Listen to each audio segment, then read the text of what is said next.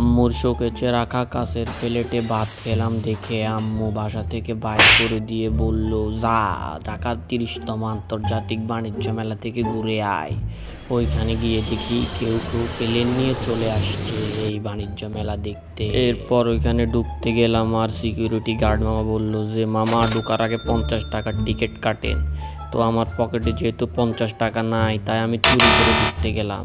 কিন্তু আবার পরক্ষণেই শুনলাম চুরি করে ঢুকলে নাকি পুলিশে ধরে দেওয়া হবে, তাই আর চুরি করে না ঢুকে টিকিট কেটেই ঢুকলাম। ভাই ঢাকার প্রায় 36% মানুষই আজকে তোমার এই পূর্বাচল আন্তর্জাতিক বাণিজ্য মেলার এখানে উপস্থিত আছে। মানে ভাই ঢুকতে এত যুদ্ধ হয়েছে ভাই, যুদ্ধক্ষেত্রে এত কষ্ট হয় না, এখানে টিকিট কাটতে আমার যত কষ্ট হয়েছে, বুঝলা?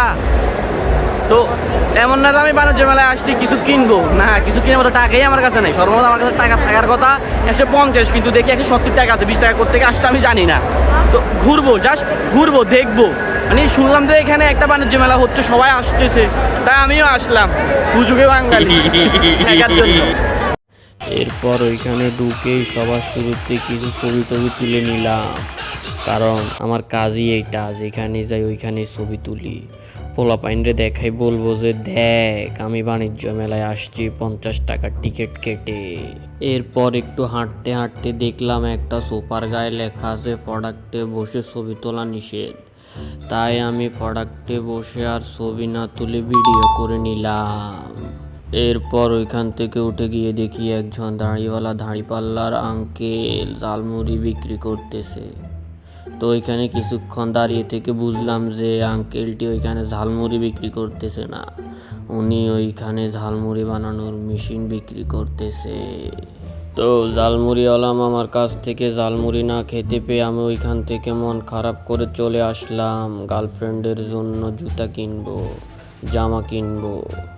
তো জুতার জামা কিছুক্ষণ দেখাদেখি করলাম। এরপর আমার হঠাৎ করে মনে পড়লো, আরে আমার তো গার্লফ্রেন্ডই নাই।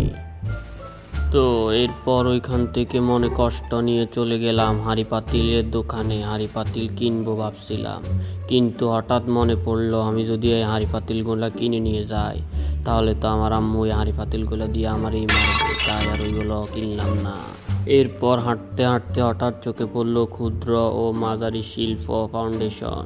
ভাবলাম ওইখানে হয়তো কম দামে কিছু পাওয়া যাবে। এরপর ওটার ভিতরে ঢুকলাম।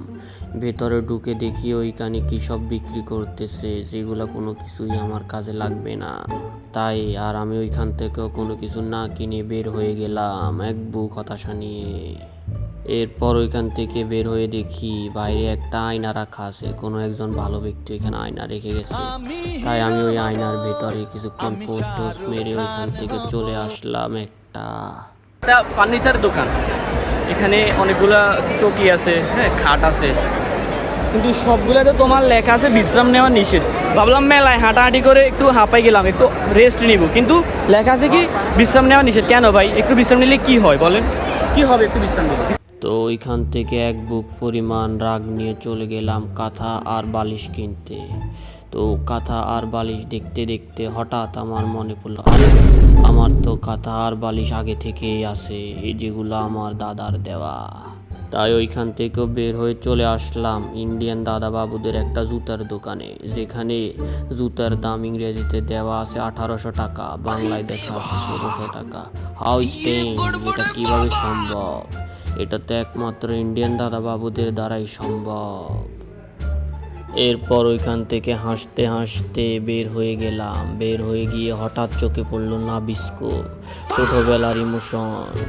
এরপর মনে পড়ে গেল 8 আনা দামের চকলেটের কথা। এরপর ইমোশনাল হয়ে নাবিস্কোর ভিতরে ঢুকে আমি 8 আনা দামের চকলেট খোঁজা শুরু করলাম, কিন্তু চকলেট না পেয়ে আমি এক বুক হতাশা নিয়ে 5 টাকা দামের 4 প্যাকেট বিস্কুট কিনে একজনকে 2 প্যাকেট দিলাম, আর আমি আর আরেকজন ভাগ করে আরও 2টা প্যাকেট নিয়ে খেতে খেতে ওইখান থেকে বের হয়ে গেলাম। বের হয়ে দেখি ক্ষুধা লাগছে, তাই বাজেট কম থাকায় আর কোনো কিছু না পেয়ে 20 টাকা দামের ঝালমুড়ি খেতে চলে গেলাম।